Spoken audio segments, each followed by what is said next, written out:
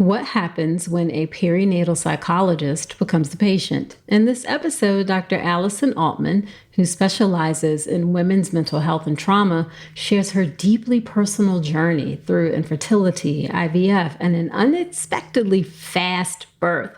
From advocating for herself during an induction to processing anxiety shaped by years of waiting, Allison opens up with insight, humor, and vulnerability.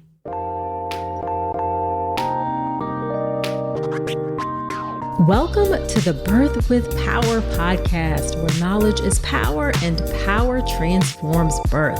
I'm Dr. Nicole Calloway Rankins, mom of two and practicing board-certified OBGYN with over 20 years of experience and nearly 2,000 births attended. I've seen firsthand how the hospital system can leave women feeling unheard and uncertain, but that doesn't have to be your story. Here, you'll get the knowledge, support, and strategies to take charge of your birth experience so you can walk into the hospital feeling calm, confident, and empowered. Note, this podcast is for educational purposes only, and it's not a substitute for medical advice. See the full disclaimer at drnicolerankins.com/disclaimer. Now let's get to it.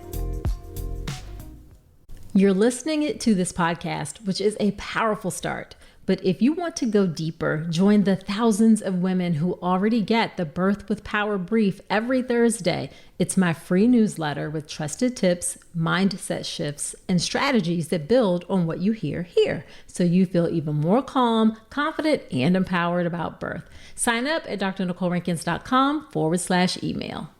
Hello there. Welcome to another episode of the podcast. This is episode number 308. Whether this is your first time listening or you've been here before, I'm so glad you are spending some time with me today. In this episode, I chat with Dr. Allison Altman about her journey to becoming a mom after years of infertility and IVF. Allie is a licensed clinical psychologist in the Bay Area who specializes in women's mental health and trauma, particularly during the perinatal period. She's also an avid runner and romance novel reader. We talk about how her personal experience with IVF changed the course of her professional life, what it was like being pregnant after infertility, and how she navigated a surprise diagnosis of intrauterine growth restriction in the third trimester.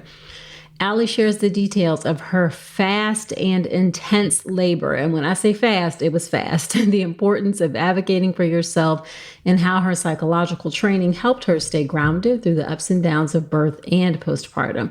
This episode is filled with honesty, practical wisdom, and an insightful perspective from someone who truly understands both sides of the birth experience. You are going to love it. So let's get into it.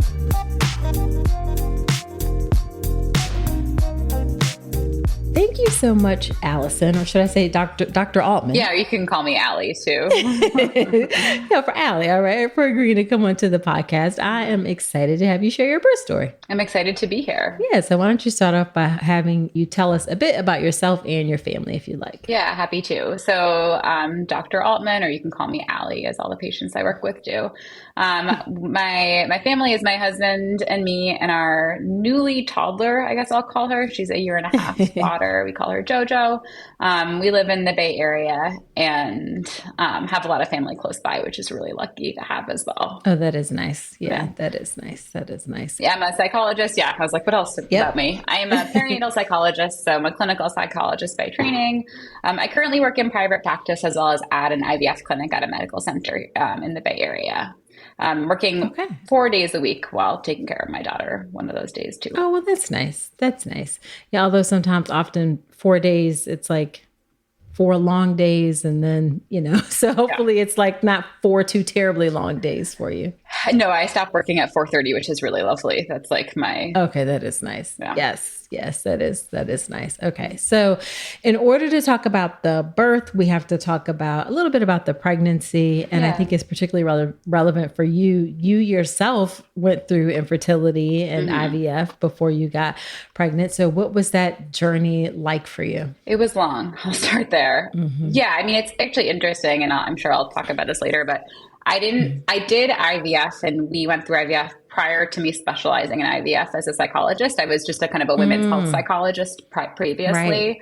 So it was kind of like my own experience got me interested in it. But we took a while to conceive. It was about 3 or 4 years, I think, of really kind of starting at COVID. We were trying to conceive, and then we kind of took breaks here and there, and then eventually went to IVF once we realized both my husband and I had kind of factors that were contributing to us having a harder time getting pregnant. And IVF was, I mean, it's like, I describe it as like the definition of tolerance of uncertainty. It's like there's so much uncertainty in that process. I know you've spoken with many women who have gone through it, so it's probably not new to hear, but we were lucky to only do one retrieval, but I had a really hard time getting my body ready for a transfer.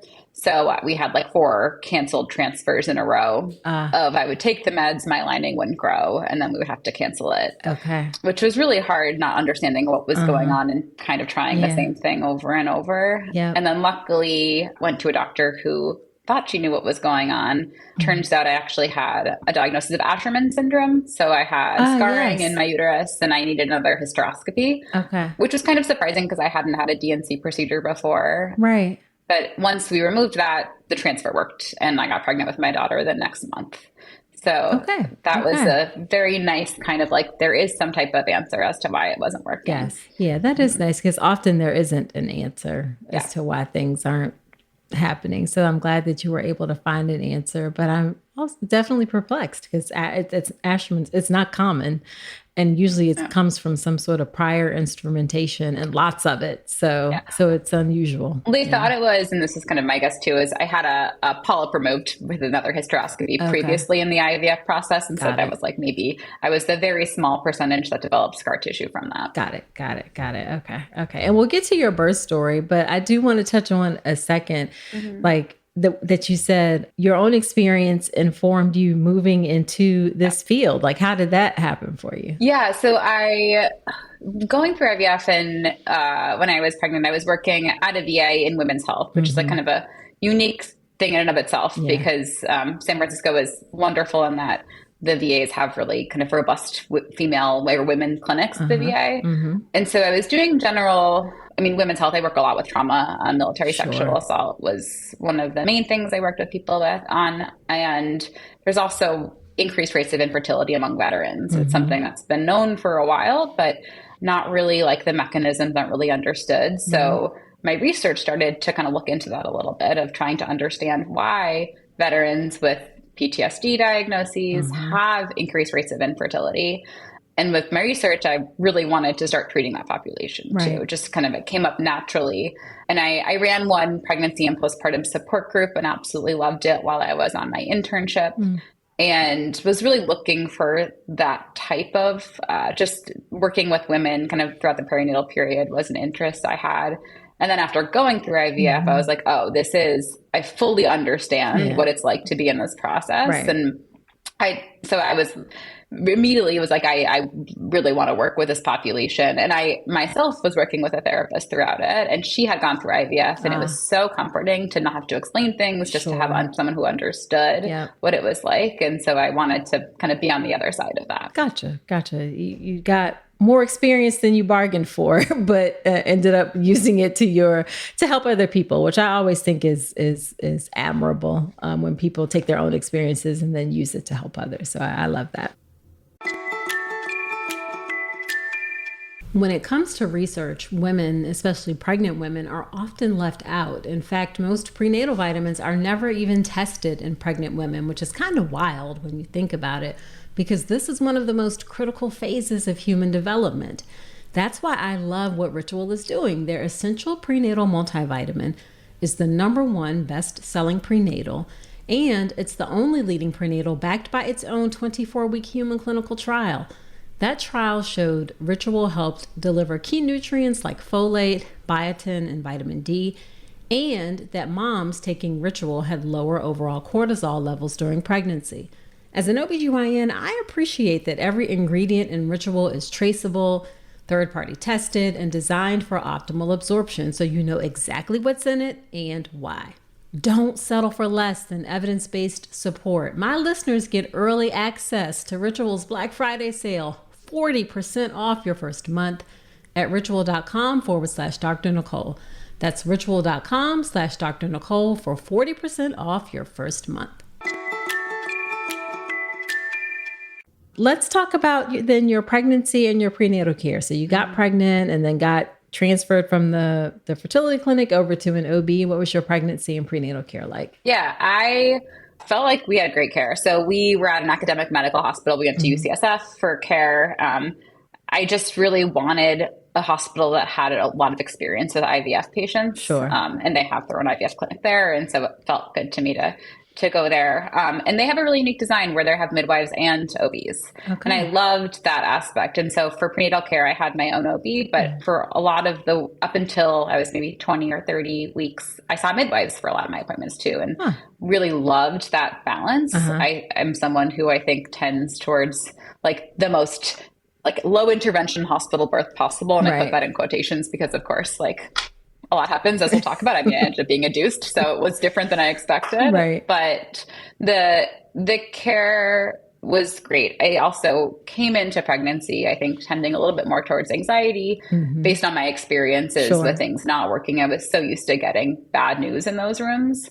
And so I struggled, I think, with just feeling comfortable and kind of allowing myself to accept that I was pregnant for a bit, really until I think she started moving more regularly. Okay. And so it was hard for me. I had a lot of anxiety about how she was doing. So I had more frequent appointments, I would say, than at least in the beginning. My OB allowed me to come in maybe one or two more times just to get checkups to kind of have peace of mind. Nice. That is nice. And I can see how it could be harder to connect to the pregnancy before you start feeling things with that disappointment. I think that's something that we don't always take into account for IVF patients. So it's a nice reminder that that's something that we need to be mindful of. And I'm glad your OB supported you in like getting that reassurance. Yeah. It's also funny because I have friends who didn't do IVF to conceive and they don't see their OB until like 8, 9, 10 weeks for the first appointment. At that point, I had been going every week for just ultrasounds with my IVF doctor. Right, and so it was a very different kind of experience going into it. I can't imagine waiting till 10 weeks to first have an ultrasound, but that's of course because of my experience. Yeah. So did you have any problems or issues during your pregnancy? So yes, not until 32 weeks. And so everything was looking good. And so we had our 20-week ultrasound and she was like probably percentiles, like 40th percentile. My husband and I aren't very large people. So that kind of made sense. I was a smaller baby too. Sure. And then we were offered a couple of things because it was an IVF pregnancy. So like a fetal echo, which we did. And I'm someone who I was like, if it's offered, I'll take it for more information gathering purposes.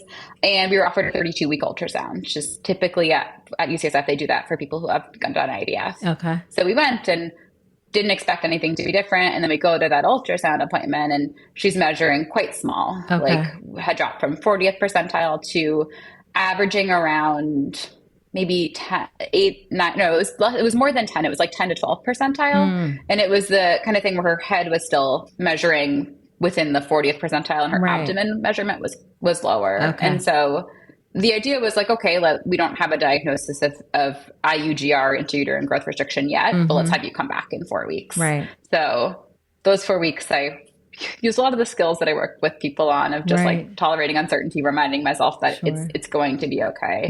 My husband is like the calmer presence I think that I needed during that time. He wasn't worried at all. And then we go back at 36 weeks and she was even more growth restricted at that time. So at 36 weeks, she had actually dropped below 10th percentile. And we got the diagnosis of IUGR. I think her abdominal measurement was like in the 3rd or 4th percentile. And I tried really hard not to Google, but of course I did Google and read Reddit. And I listened to your podcast. I think I searched like IUGR podcast and I was worried and also reassured that it was a later term diagnosis. And so much of what I had read was like, these babies thrive on the outside, just getting them out is better. And so after that 36-week appointment, I hadn't had my own MFM previously, maternal fetal medicine specialist. I just had an OB.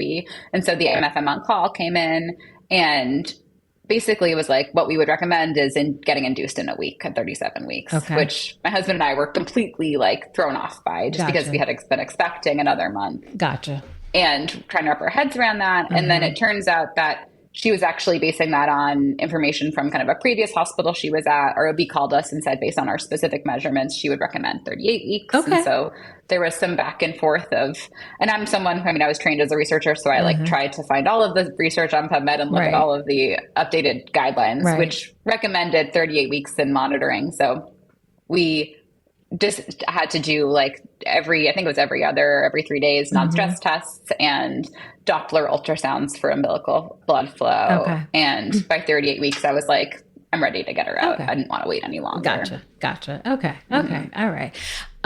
So in that period of time, I guess, and you had a little bit of time to prepare. So what you knew you were going to be induced, what did you do to prepare for the actual birth? I've watched your induction videos a lot more so I did your birth class. And I loved the birth class because I loved just the self-paced kind of the ability to do it at our own pace. We would like watch it instead of TV at night together. And before having any growth restriction or knowing I was going to be induced, I kind of like was like, oh, I'll watch those videos if we need to. So it was really helpful to come back and understand all of the different types of inductions and what we could expect. And I talked to my friends because I have a lot of friends that were induced. And I really tried to just focus on like, and what I was looking for was I really wanted to do it without an epidural.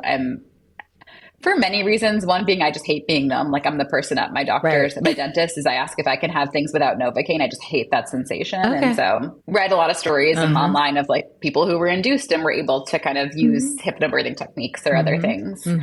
And tried to also work on like accepting that I might want more intervention than I thought was possible or that I would initially want. And that was okay too. So we like watched videos, made sure we had plans for who could watch our dog at that time, and just kept our family informed. We're like, it could be any day now because every time I went for a test, I could have stayed. And so we just had bags in the car at all times. Gotcha. Okay. All right. So you wanted to try and do it unmedicated. And that's an interesting thing that you say about not wanting to be numb. Some people don't get like, it's a really weird sensation. It can feel weird. Like, your limbs are there, but you can't do anything with them. So I totally get how uncomfortable it can be to feel numb. So I definitely understand that. So you definitely want to try to go unmedicated. What were other things that you wanted for your birth? I mean, initially I wanted like low intervention. And so that changed with the induction. I really wanted to start with, I mean, UCSF does this inherently, but like starting very low with Pitocin and ramping up kind of very slowly, which was something they had. We had a doula who, I'll get to the story later, wasn't actually at our birth because it happened so quickly. But she was wonderful coming to our house beforehand and helped us practice hypnobirthing techniques. And just how to communicate pain and how my husband could best support me throughout that process. Awesome. And I loved that UCSF also offered nitrous oxide. I was really interested in using that as a pain management and bad like birthing tubs, things like that. So they have that already? Yes, in the room they do, which was really wonderful. In terms of the other things I wanted, only my husband in the room, no one else. And I had a pretty open mind otherwise. I mean, I'm the youngest of four, and both my sisters had like unmedicated home births. Oh, really? For the three children combined. Yeah. So I was like the one going to the hospital, which is funny. And I was just like, I was trying to kind of channel what they went through, not at the hospital, and like them not having these interventions. Gotcha. And I wanted to move around, which was one thing. I knew I wanted ambulatory monitoring so I could move. Gotcha. Okay. That's really interesting that you had sisters who did home births. Yeah, exactly. Yeah. Did they try to convince you otherwise, or? No, they know I would have never done that. Okay. I'm like, I like really respect the medical establishment and I like wanted to be, I'm risk averse when it comes to that. Gotcha. All righty. So was there anything that you were afraid of or worried about? I mean, I wasn't really afraid of like specific things. I think maybe what I was afraid of is like the cascade of interventions. Like I didn't want a C-section. I think I was afraid of having that, but it didn't honestly cross my mind as much as I had thought. I tried just not to stress about it and think about it too much. There are things was afraid of, I mean, I think I was afraid of waiting too long with the IUGR diagnosis. And so my doctor would have let me go to 39 weeks with monitoring. And I think I was just like, no, I don't want to wait. Gotcha. So, and then did you have residents and medical students at all being in an academic center? What was that like for you? Yes. I had a medical student actually who was working with my OB kind of throughout pregnancy, and she had asked if she could come in, and being like, I was that intern so many times in my training of like the one coming into appointments that I was like, sure, like I'm all for the training. And at my birth, I think there were one or two nurses, and then there were two residents. Okay. And then my OB. And then there may have even been a midwife. There were lots of people in the room, and I like love that they were all women. There was like not one man that I interacted with at all, which is like nothing against that. I just really loved that it was like such a female empowerment. You know, my husband was there; he was the one man, right. But I was very open to having residents, and I think I was like for like the better of their teaching, it's worth it to me. Gotcha. Yeah, for sure. Yeah, when you're on the other side, then when you always, you tend to be open to have students because we were all there once. So, yeah. So then let's talk about, how did your induction go? It was slow, and then really fast. So we went in on a Sunday morning, which I actually live in the East Bay. And so it was nice to be able to like schedule the drive across the bridge in the Bay Area. Because nice. When we told people we were delivering in San Francisco, everyone would be like, are you worried about traffic? And thankfully, we got to drive over on a Sunday morning, and it was not a problem. Nice. And then I started with the Foley balloon, and I think I had 2 doses of misoprostol kind of with that. Was the Foley balloon uncomfortable to put in? Yes. It was very uncomfortable. I had the hysteroscopy that I had to clear the scar tissue. I did without any pain medication. Oh, really? So it felt very similar to that. Was that by choice? Yes. Okay. It was by choice. Okay. I had like a high dose of Advil, and I went to a doctor who specializes in it and was like offered pain meds, and I wanted to try it without. Right. And it was 3 minutes, 5 minutes maybe, and it was fine. And it was painful, but definitely bearable. And I could say if I could stop at any time, but the Foley balloon felt very much like that, of just like that cramping. Gotcha. That maybe speaks to how much I didn't want an epidural. It does. Yes. Yes, it very much so does. Yes. Yeah. For my first hysteroscopy, I was under for that, which was also nice because it was like a full sleep, but it was a longer recovery just because I was recovering from anesthesia. Yeah. So it was painful when it was put in, and then it was fine. And then I think they pulled it out, which meant I was like 2 or 3 centimeters, I forget. Maybe like 5 hours later. Oh, really? Mm-hmm. Oh, usually it stays in for up to 12 hours. So maybe it happened quickly. They said I kind of dilated, like maybe that part was actually quicker. Like I was, I think I came in and maybe I was 1 centimeter dilated. And so it got me to 3 centimeters, not in too much time. I was expecting it. They said it could be in, I think, for even up to 24. I forget exactly hours, but it came out quicker than we thought. And it was actually quite relieving when it came out because it was a lot of cramping during it. And then it put my body into labor. Naturally, I started having contractions on my own, and I really appreciated that they were like, let's sit back and wait. We're not going to start Pitocin. Let's just see kind of what your body does. Okay. And so really until 7:00 that night, and I remember because that's when it was a shift change and my OB came on, which we kind of planned because I really wanted her to be there if I could for the birth. Right. I know we can't plan, but I was having contractions, but they weren't very large, but they were very close together. And so I was like, I was like talking through them. They weren't very painful, but they were worried about me starting Pitocin because of how close together they were. And they didn't want them to kind of get even more close together. And so we waited. They offered to break my waters. And that was the one thing I really didn't want to have before I needed to. I wanted to kind of use it as a tool later on. Gotcha. Oftentimes at UCSF, when they start Pitocin, they'll break your waters too. Just they found that to be, I think, a very effective reason. And that was like the one thing I was like, I just want to have my body do that on its own. Okay. Were you worried that it was going to, what were your concerns, I guess? I was worried that it was going to ramp up labor so fast or fast enough that I would not be able to kind of use the pain management techniques that I had been wanting to. Gotcha. And so I mean, I was worried a little bit knowing inductions can take a long time and that the infection risk, of course, increases. And when you break your waters. And so for those reasons, I was like, let's hold off on that. And did you get any pushback? Well, I was just going to say, you hear all these stories around like how hard it is to advocate for yourself and all the pushback you get. And like, we were lucky that everyone was so wonderful and accepting there.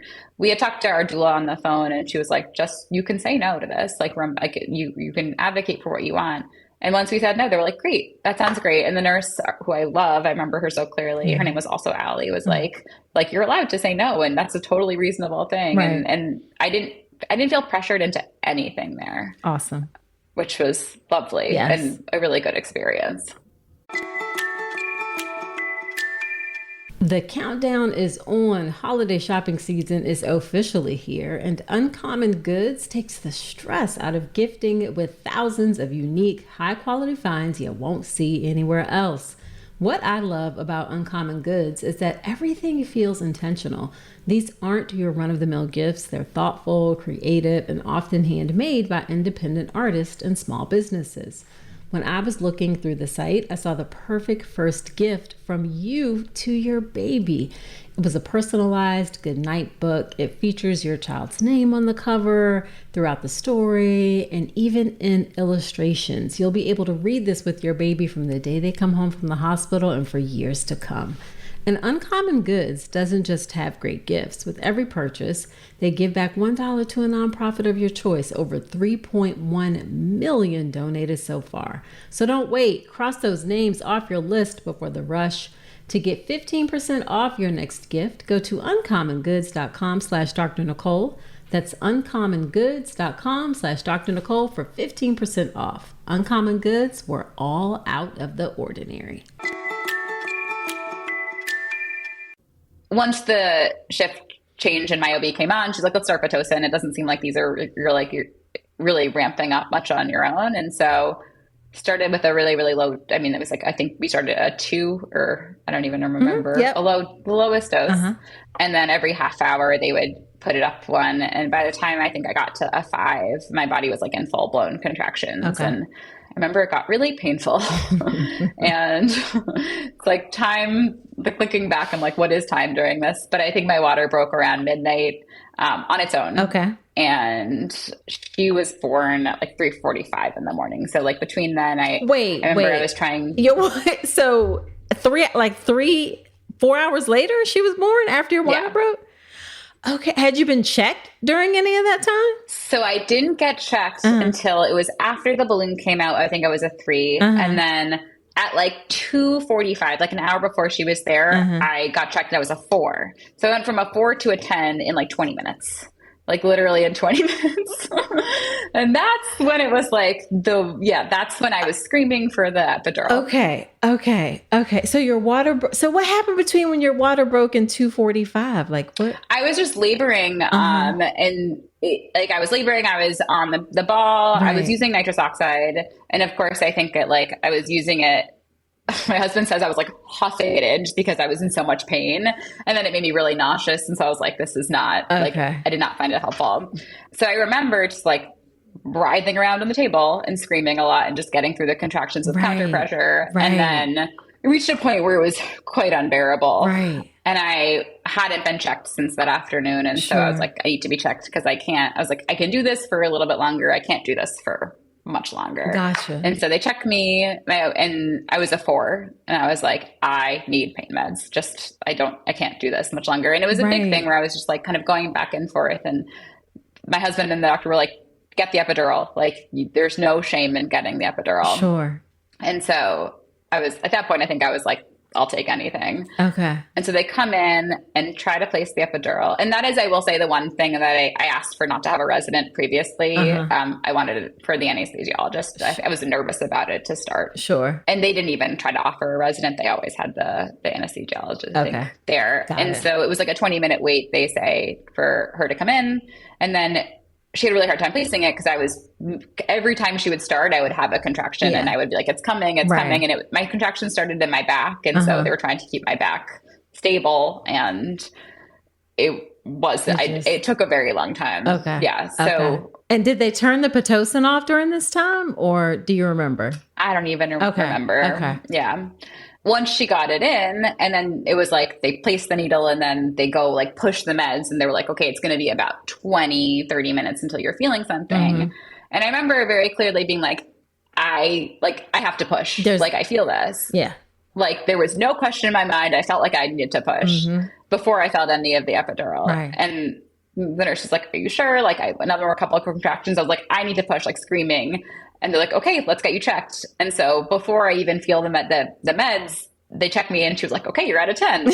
So like in the time that I had been checked, and my husband was like, "Seriously?" And I was like, "Oh my God." Right. And so it happened really quickly. I mean, that wasn't even, was it even an hour? Like what? No, it was literally 25 minutes. Okay. I said 20 minutes. Yeah. Okay.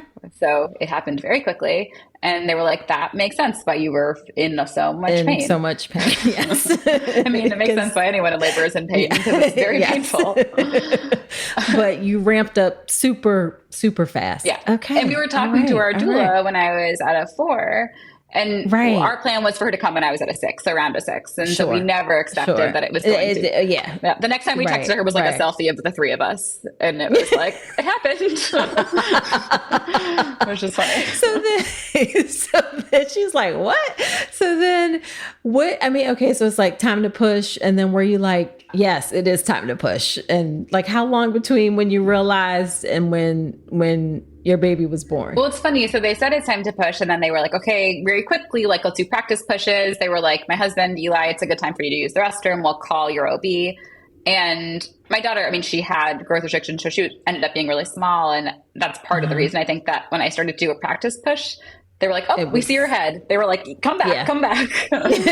So that happened. And then when they called my OB, she told me after that she didn't believe them that it was time. She's like, "Are you sure? Like, Allie, are you sure?" Because it was just, she had seen me a couple hours ago and I was nowhere close to. And I just remember that everyone came in. And Allie's like, the head is there. Like, I can see it. Yeah. Exactly. So she was born in, I think it was like 5 minutes of pushing. It was like 3 pushes and then her head was out. And then she was there. Was it. Yeah. Okay. All right. And I'm guessing based on how the hospital is, they do skin to skin and delayed cord clamping routinely. Yeah. We had planned to have my husband catch her and there was it happened way too quickly for that. And I wouldn't let go of his hand. Right. I almost broke his finger, but I didn't because I was squeezing so hard. And it's funny because they had given me like once they knew it was time to push, they were like, "Do you want the epidural?" And so they gave me like a little bit for pushing, but I just remember I could feel part of my right leg felt like tingly and that was like all I felt and it wore off really quickly. Yeah. Okay. So you really didn't have an epidural. Yeah, I felt I had like the sore back as the after for like the 2 days after without the actual epidural. Gotcha. But yeah, they did skin to skin immediately. And then I bled a little bit more, I think, than they expected. So they were stitching me up for a while and getting the clots out. And then she needed to go to the warmer for a bit after skin to skin, but then they brought her right back. Okay.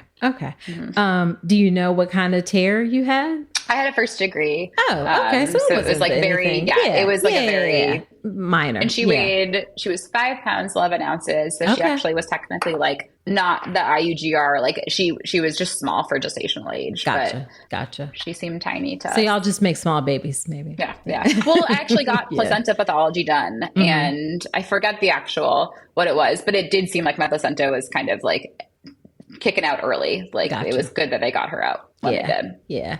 So, okay. So looking back, some people are like, "Oh, things went quick. That's great." Sometimes people are like, "Things went quick. It's completely overwhelming." So like, how did it feel for you? Were you glad that it went so fast or was it like things are just hitting me and I have no control over what's happening? I was glad. I really wanted it to be fast. I think because in my mind, enduring that pain for a shorter period of time felt easier to me than for longer.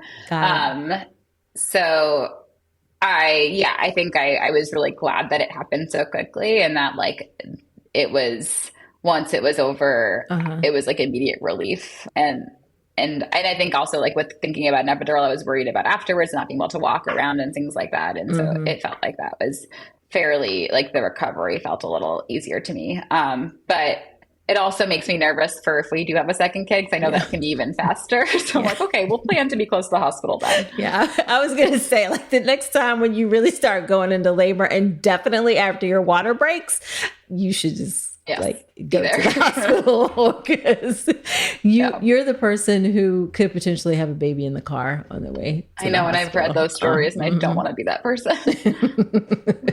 Yeah, because that was like like very fast. I swear sometimes I always say like, we don't know. We just don't know. Like it just, it's like why it happened so fast, but it did. So looking back, I'm glad you feel good about it. Cause I've certainly heard some people feel like it's very overwhelming because your body's doing this thing and you literally have no control over what's happening. It's just like the baby's coming, whether you want it to happen or not. So, yeah. So then what was the postpartum? Go ahead. I was going to say, I feel like that's also like a good description of just birth in general. It's like releasing the control you'd want to have over it. And so I feel like all the prep I did for birth helped with maybe how quickly it went. Good. So then what was postpartum like for you? It was mostly lovely. Like she came so she was born in November. And so we were pretty, I would say cautious around just virus season with having people with young kids come visit, and we asked people to mask for a bit. Yeah. So I think that was maybe the hardest part, is feeling like we couldn't resume normal life. And obviously you're not resuming normal life immediately postpartum, but once I felt more comfortable when she had gotten her first set of vaccines, taking her to places, and we went to a restaurant and had more friends come over, which was really nice. Well, that's good. And how was breastfeeding? It went well. We actually just weaned a month ago at 15 months. And I did not do a lot of prep beforehand. I was kind of I don't want too much information until we're in it. And I feel lucky enough that it worked out really well. She was a cluster feeding baby. So we spent the first month of her life on the couch, just feeding all the time.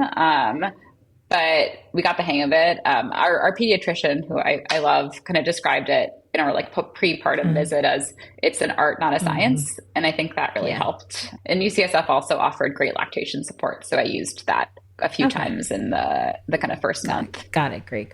And then what about any concerns about depression, postpartum depression, or anxiety, or were you on the lookout for that because it's your specialty? Yes. Well, very much aware of what could happen. And now I work with so much of postpartum mood and anxiety disorders. So I joined a support group before having her. I already had set up that at 2 weeks postpartum, I was going to join this postpartum support group that met weekly. That was really wonderful. It was women. I think I had the youngest child, but up through, I think, a year postpartum. And so we met weekly and kind of just shared experiences. And that was a really kind of grounding presence for me. And then I think I was just aware, and I had kind of told my husband before of things to look for, just signs. And I think it's interesting. I had more anxiety in pregnancy than I did postpartum, which interesting. I think that shift of going from IVF to being pregnant and then actually having her here, I felt a lot of relief in a way. And also just learning that there are always going to be worries. It's worry when you're pregnant, you worry when you're, it's it never ends. And I remember having a conversation with my mom about that, how she's you worry when I worry about you when you're in your 30s. It doesn't really end. It doesn't end. Yeah. I'm worrying about sending our first to college in the fall. So it's always something. It's always something. And so learning to shift the attitude towards those worries, I think was useful. And also kind of making sure that I had support and not being completely sleep deprived. And we took shifts and I took naps every day. And I was breastfeeding, so I was up more at night, I think, but trying to take care of myself and just those basic needs helped a lot. And how much time off did you have from work? So I was lucky enough that I was in my fellowship when I had her. And so I kept pushing the start, when I come back a little bit later. So I took 5 months off. Nice. And then I went, and then I ramped back up slowly. So I started with 2 days a week and then 3 days a week, and actually just only recently went to 4 days a week. I wish we could all do that, but it's America. So here we are. Yeah, I know. And it's interesting in the Bay Area because I have some friends that work at these larger tech companies that give them 6 months off. And I'm that is a benefit that everyone should have. And then of course you hear about all these other countries that have 2 years off. And and you're like, what? Yeah. And I want to ask a more professional question. Do you see that people who have IVF, do they more likely have issues with depression or anxiety, or more? I would think maybe anxiety even once the baby is here, or do you find it gets better, or is it kind of a mix? I'm just curious. Yeah, it's a great question. I work with a lot of women who during pregnancy have more anxiety. There's a group that I've been wanting to start for a while, which is just pregnancy after Mm-hmm. infertility or Mm-hmm. loss, because it's such a unique experience of Mm-hmm. pregnancy compared to people who it's just like only been Right. joyful through the whole Right. time. So there's definitely increased anxiety there. And I think there is actually like a little bit of research to show that you're at a greater risk of postpartum Mm-hmm. depression or anxiety if you kind of have had struggles to Yeah. conceive. But then again, I work with women who didn't use IVF and, of course, feel that kind of the mood Right. shift postpartum Right. so often too. So Gotcha. I think in my work, I see it more in pregnancy than Gotcha. postpartum, Gotcha. kind of as being that big connection. And then in general, do you see more depression or more anxiety? Because I feel like there's more anxiety these days. And I don't know if that's just sort of what I feel, or is that what folks are actually seeing? It's funny. I feel like anxiety is also the thing that's like socially acceptable to talk about a Uh, lot of times. Like I remember it's like saying like you're so stressed or so mm-hmm. anxious about something feels, I think, easier almost in a way or more like understood Mm-hmm. than saying how depressed or how down or how hopeless you Right. feel. So I think in my work I probably see both, but in terms of it's interesting because I also like I work with patients who have all these things and they're my age, and then and talk to my Mm-hmm. friends who are also going through pregnancy postpartum, and we talk a lot more about Right. anxiety, I think, in those Gotcha. circles. In my work I would say it's mixed, and also postpartum OCD, which is a kind of a not as well spoken about Yeah. either, which is a concern and people come to me Yeah. for as Yeah. well. Yeah. Okay. All right. Well, then, as we wrap up, I guess two questions. How do you feel about your birth experience? It sounds like you feel good, but what do you think? I feel good. I mean, I think if you had asked me previously, like if you would be induced, would that be a good Mm-hmm. thing? And I really wanted to not have an Uh-huh. induction. And so I think it was like a shift around, like, okay, accepting this. And I was talking to two of my friends this morning about like the idea of a birth plan and birth Mm-hmm. preferences. And that very much shifted. And I felt like yeah, had to kind of change the Right. expectations. But looking back, I felt good. I think I like really loved all of the providers that I Mm. saw. I like have such like I think that support was so Yeah. important in feeling like the birth was a good Good. experience. And so I'm really lucky that everyone there was Good. incredible. And I forget the other question. I think it was just, Oh, was it no. Next question is, what is your favorite piece of advice that you would give to someone who's getting ready to have a baby? that I think would be, I mean, think my own experience is like, try not to be tied to an outcome and Mm-hmm. also validate that it's really hard to change. Like, oh, Hmm. it can, I think sometimes it can feel invalidating of like, oh, you have a house, you're safe and your baby's here. Like, Uh-huh. why should you care about how it felt? And that's really invalidating because, of course, you're going to have feelings about how the birth experience was. It's such a Absolutely. huge, yeah, it's such a huge thing that you work Mm-hmm. up to and take Mm-hmm. classes on and think about. And Yep. so when it doesn't go Yep. according to plan, it's like that's real trauma. Yep. So don't discount that. So try to validate how hard it is, and then also like work on the flexibility and kind of Mm-hmm. accepting what comes because we can try to control as much as we can. And birth is a perfect example of a situation that so often is out of our control. Very much so. Yes, I think that's a great. It's a both and. You can both be, frustrated that things aren't going Yeah. the way you want, and you can adapt as you need to go. So, where can women connect with Yeah. you? You can say nowhere if if you're not on social media or anything. I know I have I don't have like social media for my Uh, business. I have a website, drallisonaltman.com. I see patients in private practice through a practice in the Bay Area called Women's Wellness Psychiatry. Okay. So we do psychiatry and psychology for women. Specifically, I work with in the perinatal period. So if you Awesome. have any Awesome. questions, feel free to reach out All there. right, we will put those links in the show notes. Well, thank you so much for agreeing to come on to the podcast. I'm so excited that you shared your story. And like there's just so many ways that birth can unfold and you just really never know. So I appreciate you coming on to provide this perspective. It's really, especially in the setting of induction. So thank you. Yeah, happy to. Thank you so much for what you do. I like loved listening to your podcast all throughout pregnancy. So I'm happy to be on the other side. Oh yeah. Thank you. Thank you.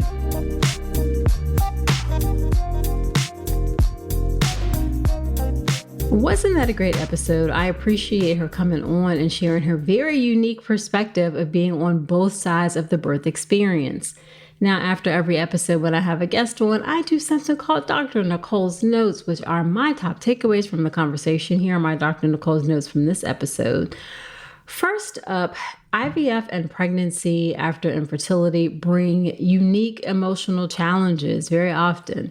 She candidly shared about how hard it was to feel safe in her pregnancy after years of infertility. And this is such an important reminder that even after that positive pregnancy test, the emotional toll of infertility doesn't necessarily just disappear. So if you are navigating this, know that it is completely normal to feel anxious, and support from a therapist or a community or extra check-ins with your doctor can make a world of difference. Okay, number 2, you can be informed and flexible. Allie came into her birth well prepared. She's a psychologist and a researcher, so she took the time to learn her options, watch videos, read the evidence. She had a clear idea of what she'd hoped for. But when her daughter was diagnosed with growth restriction at 36 weeks, she made the empowered decision to move forward with an induction. Being informed doesn't mean rejecting medical advice. It means understanding your options so you can make choices that align with your values and the realities of your situation. That blend of knowledge and adaptability, that is true empowerment. Okay, next up, and this one is a big one. It is okay to say no. When doctors suggested breaking her water early during her induction, Allie said no. She wanted to save that option for later in labor. And her team respected her decision without any pushback. That is exactly how it should be. It is okay to say no as long as you and your baby are safe. And if you do get pushback, that is not okay. And then the final one, also a big one, postpartum support makes such a big difference. Allie took a proactive approach to postpartum care. She lined up a support group that started just 2 weeks after birth, and it made a big difference. Even though she'd experienced anxiety during pregnancy, she was able to navigate the postpartum period with more ease, thanks in part to that support that she had lined up. So set yourself up for success by setting up your postpartum support before your baby arrives, whether that is mental health care, lactation support, knowing pelvic floor physical therapist, or hiring a postpartum doula. Having those pieces in place can make all the difference in how you feel and how you heal. And trying to find those things in the thick of having a newborn is tough. So line up that support before your baby arrives. All right, so that's it for this episode. Thank you so much for listening today. If this episode helped you, share with a friend and hit subscribe so you don't miss a thing. And if we're not connected yet, come follow me over on Instagram. I'm on Instagram at Dr. Nicole Rankins. My DMs are wide open, and I really, genuinely, truly love hearing from you. Now, do me one more favor and come on back next week, and remember to trust your power and take charge of your birth.